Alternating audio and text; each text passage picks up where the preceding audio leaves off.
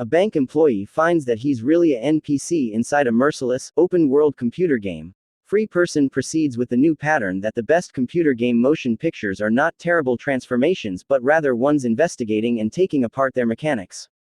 Coordinated by Shawn Duty, who at one point was coordinating the variation of Unfamiliar, Drake's Fortune, with a content from Matt Lieberman and Penn, the last option of which was a screenwriter on Steven Spielberg's fabulous Prepared Player 1. The world here includes a turbulent city game world known as Free City, which is by all accounts a substitute for Stupendous Burglary Auto Online, given that, among the different in-game missions there are to take on, burglarizing banks and hoarding cash to buy anything from charming design to extraordinary vehicles, which can all be saved by bringing them into safe houses, is by all accounts high on the need list. Among the NPCs, non-player characters, in this digitized universe, in spite of the fact that, at whatever point the story is inside the game, it is rejuvenated with surprisingly realistic, is the eponymous person, a merry and grinning Ryan Reynolds that succeeds at cluelessness and dorky heroics, a bank employee that goes about existence on his foreordained and modified coding.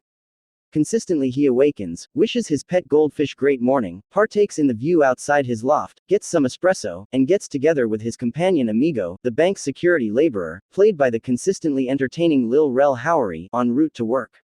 Be that as it may, it's not your typical city walk around. The foundation is covered with rebellion going from carjacking to blasts to assumed heroes doing courageous things.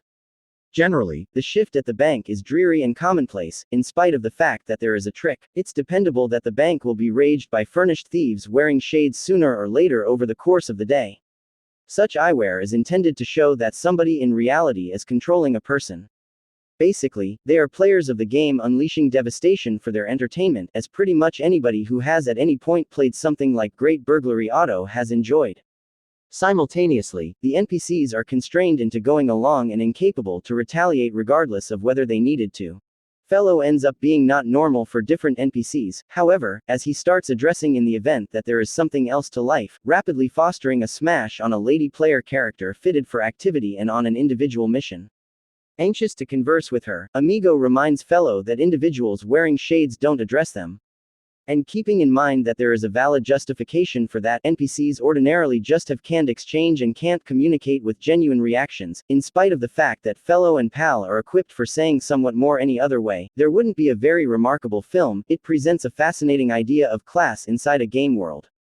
By the by, the lady ends up being Molotov Young Lady, referred to in reality as Millie, both played by Jodie Comer, attempting to break into a protected stockroom containing a video log containing cursing proof concerning odious activities of the game's chief, Antoine. Taika Waititi, whimsical and crazy with such particularity that you could most likely pose him an inquiry about each and every one of his line readings and find a thrilling solution regarding his methodology on every one. Tragically, to be of any help, Fellow should step up inside the game, which he attempts to do peacefully and with energy, making him become a courageous superficial point of interest in reality and given the moniker Blue Shirt Fellow.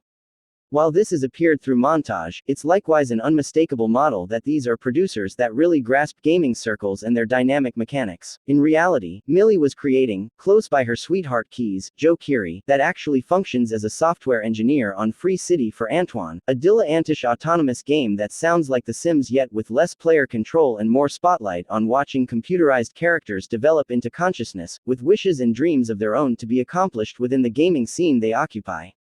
Presently separated, the previous couple actually has motivation to accept Antoine took the code and executed it inside his own creation.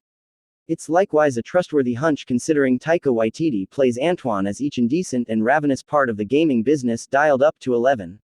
Essentially, he's playing Activision's Bobby Kotick. At first, it's generally a bummer at whatever point free person switches over to this present reality examination of what's the deal with the coding of the game, yet the story can discover some smart connective tissue addressing how individuals' web-based cooperations truly do matter and shouldn't simply be consigned as trivial in light of the fact that they aren't going on actually. Shockingly, the movie producers show solid information about the gaming business, particularly while tearing its unlimited covetousness another poop hole. A film is worried about standing up for free gaming, all things considered, which may be its most captivating viewpoint. So, the signal loses a portion of that truthfulness and effect when, since this is in fact a Disney film, there are constrained considerations of Hollywood IPs, for example, Wonder Superhuman Motion Pictures and Star Wars. A portion of those dissatisfactions are handily adjusted by a few innovative activity beats, a few successions see engineers switching around the game world on the fly, which we see reflected through similarly clever enhancements and enchanting sentiment inside and outside the game. Outwardly, the film can likewise be excessively occupied, fortunately, how much on-screen anarchy dials back during serious story beats, and needs tone.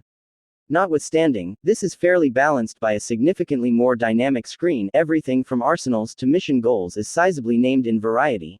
Few out of every odd joke lands, particularly and not many that depend on sexual illusion for snickers, and the story doesn't be guaranteed to jump profound into the different subjects it raises. It's likewise not unpretentious, and I can envision a lot of gamers whimpering about the message of graciousness inside web-based gaming. In any case, the creative idea, dynamic activity, and finger on the beat handle of the gaming business avarice make Free Person refreshingly engaging with more going on behind the scenes.